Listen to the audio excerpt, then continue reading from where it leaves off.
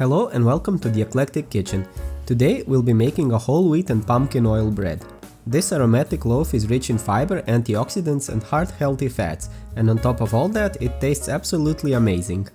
For this recipe I'll be using a mixture of gram flour, which is a more coarsely ground whole wheat flour, and regular whole wheat.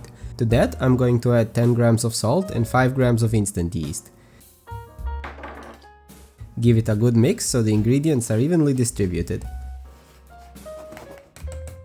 Now for the star of the show, I'll be adding 30 ml of pumpkin seed oil for a subtle nutty, toasted flavor. Not only does this oil add incredible flavor, it's also rich in polyunsaturated fatty acids, vitamins and antioxidants. Add the oil to the flour along with 375 ml of water. Mix everything together until it forms a shaggy dough and you can no longer see any dry flour.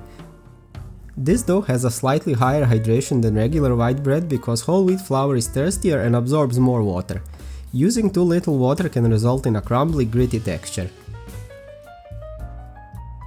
Now let the dough rest for 30 minutes. This allows the flour to fully hydrate and makes the dough easier to handle. While the dough is resting, prepare the pumpkin seeds by pouring them with boiling water and setting them aside until needed. We do this to hydrate the seeds so they don't draw moisture from the dough later on. This helps the bread retain moisture and stay fresh longer. Now that the dough has rested, it's time for the first set of stretch and folds. Grab one side of the dough, stretch it up and fold it over to the opposite side. Rotate the bowl and repeat this 4 to 5 times, then turn the dough over. The dough may tear during the first stretch, and that's completely normal with whole wheat flour, since the bran can cut into the gluten. The structure will improve as we continue.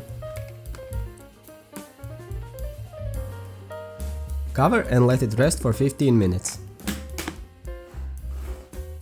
For the second set of stretches, repeat the same process as before and let it rest for another 15 minutes. You should already notice the dough feels tighter and smoother.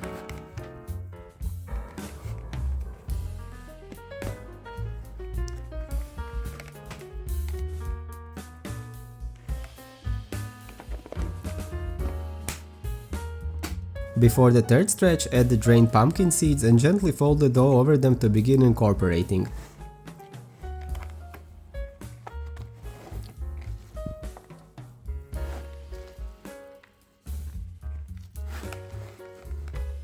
Once they are partially mixed in, lift the dough and allow the bottom part to stretch, then fold it over itself.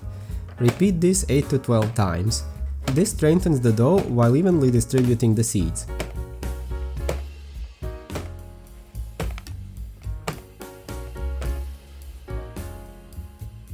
Now just one more brief rest. For the fourth and final stretch, perform 4 gentle folds to form a relatively smooth dough ball.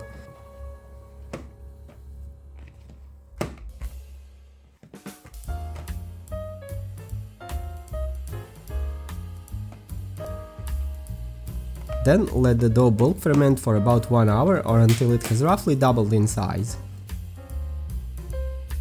At this point you can shape the bread.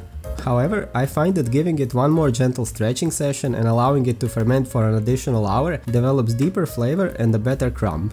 If you're not in a hurry, I highly recommend this step.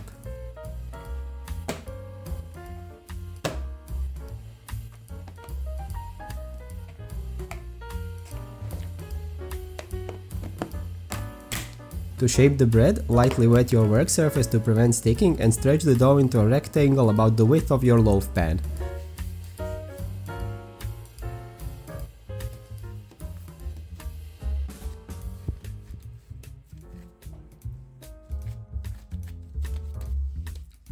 Pull the top corners toward the center to form a triangle. Starting from the tip of the triangle, roll the dough down toward you, then bring the sides together and roll the dough over so the seam side is down. Tuck the edges underneath with your fingers and transfer it to a prepared baking pan.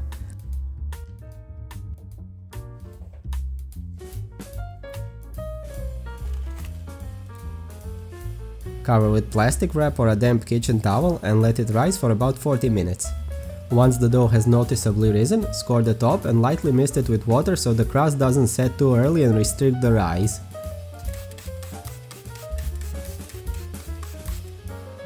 Transfer the bread to a preheated oven at 230 Celsius, then immediately reduce the temperature to 210 Celsius. Baking time will depend on your oven, but about 35 minutes is usually sufficient in a convection oven. Turn off the oven and leave the bread inside with the door slightly open for 10 minutes. This helps ensure it is fully baked and gives you an extra crispy crust. Remove the bread from the oven and the pan and let it cool before slicing for at least an hour, preferably until completely cool. I know this is the hardest step, but I promise it's worth the wait.